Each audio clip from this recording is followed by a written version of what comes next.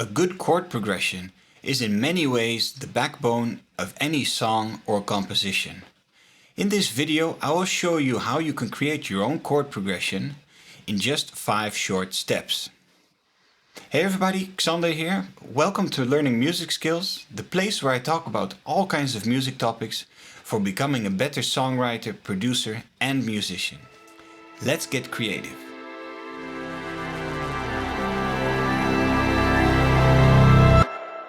Behind the process of writing a chord progression lies a lot of important and fundamental music theory. All this theory can be a bit intimidating, especially for somebody who is just starting out. It can even cause some people to freeze and not write anything at all.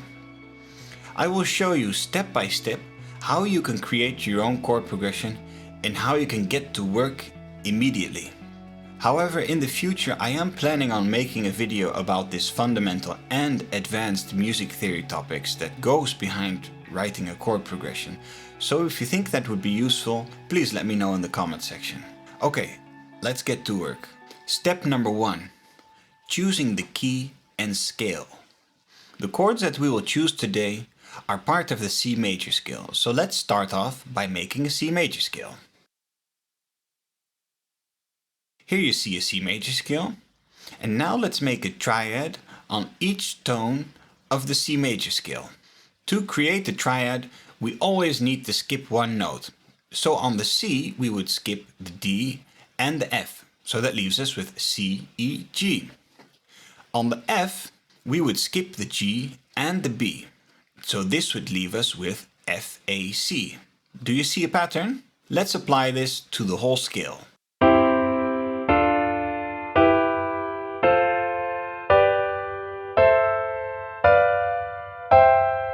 So now that we're finished with this, we know what kind of chords we can use. If you want to know more about the blueprint of how to create a C major scale, check my previous video here above about the introduction to modes.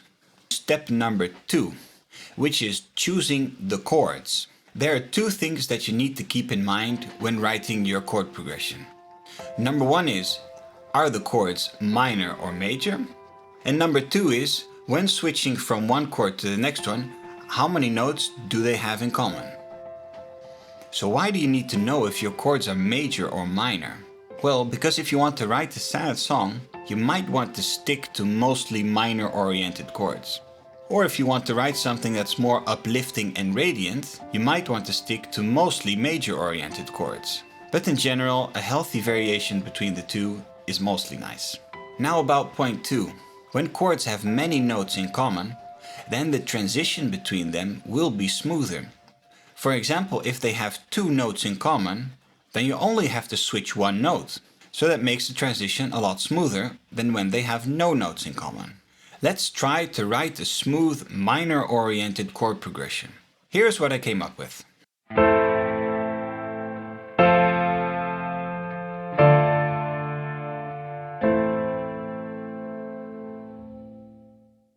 You see, all of them have 2 notes in common. Actually, only the bass note changes every time.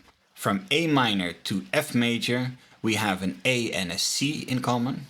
From F to D minor, we have an A and an F in common. And only when we go back from the D minor to A, we only have one note in common, which is the A. So this is a very smooth progression. Now let's write a relatively smooth, major-oriented chord progression. Here's what I came up with.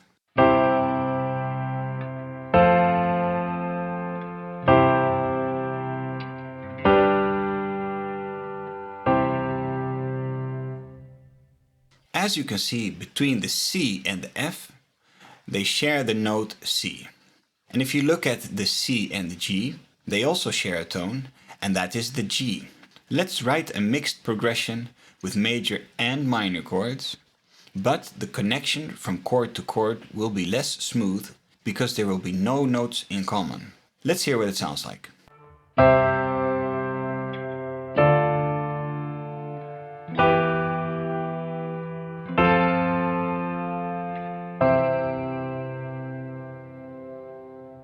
So as you can see, the chords have no notes in common, except for the end when you go from F to C, they share the same note C. Okay, cool. Now we put some chords together. Let's take it to step number 3. How many chords do we want per bar? If we always play only one chord per bar, the music might seem a bit static and maybe even be a bit boring. So in some cases you want to change the harmonic rhythm by playing multiple chords per bar. So when I look at our previous examples, that means that either the amount of bars will be less or we need to add extra chords. Let's apply this to our major-oriented progression.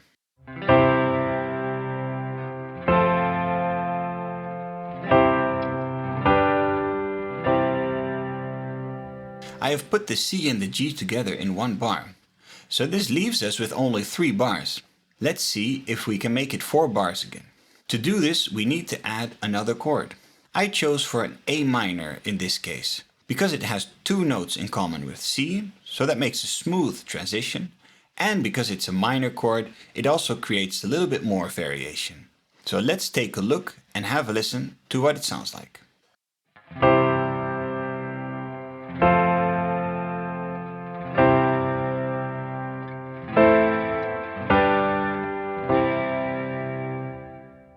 And this brings us to step number 4. How many phrases do we want? So what do I mean with the word phrase actually? Well, what I mean is you can compare it to like a sentence. So you can see one round of chords as one sentence. So in our case, when I look at the minor-oriented progression, it had only 3 bars, so that is one phrase. So our first phrase might have been a question. So now if we add another phrase, that might be our answer. So let's see if we can add another phrase that is a little bit contrasting to the first one.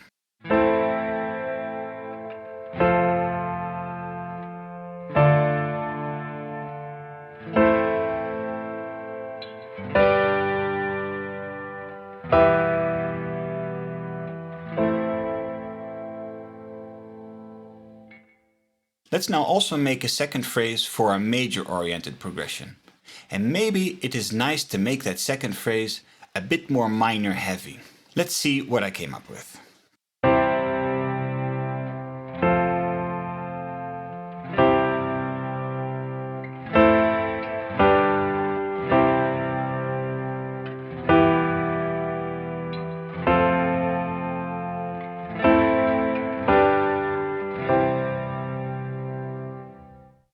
As you can see, the chords have shifted a bit, and I have added an E minor chord, just to make things sound a bit darker.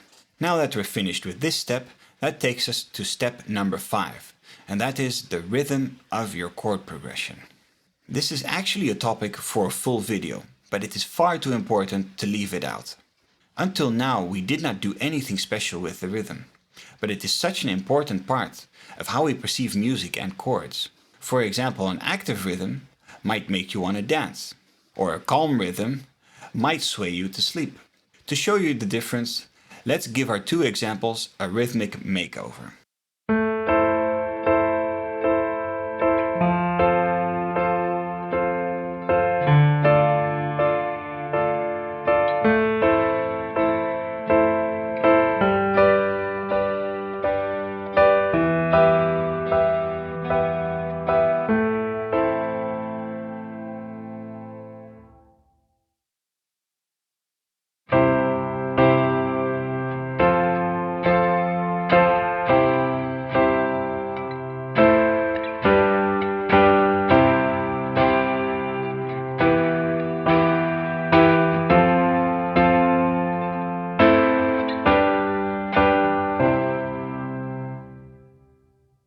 The possibilities for rhythmic change in your chord progressions is truly endless. So I encourage you to experiment, to feel free and be creative, and explore. Okay, to recap. Step number 1. Choose a major scale to your liking that will be your source for creating the chords. Step number 2. Choosing your chords and what chord will be your point of departure and home base. Step 3. How many chords do you want per bar? Step 4. How many phrases or musical sentences do you want? Step 5. Animate your chord progression with a good rhythm. You can choose as many or as little chords as you like for making a chord progression. So a good exercise would be is to make a chord progression with only 2 chords, and then try one with only 3, and then maybe even try one with 5 or with 7 chords. Also try to use different bar amounts. So what I mean by that is that you make a chord progression that spans only 2 bars, and then you make one that spans 3 bars, and maybe even 5 or 7 bars or 9 bars. So don't only stick to 4 bar progressions. Explore and be creative and feel free. On a final note, just always keep in mind what kind of character you want your chord progression to have. And evaluate this with every step along the way to make sure that you succeed in your goal. If you have any good examples of chord progressions, or you've managed to make some of your own, please share them with us. And as always, if you have any topic requests, just drop them in the comment section below. Don't forget to like and subscribe to the channel. And for now, see you next time.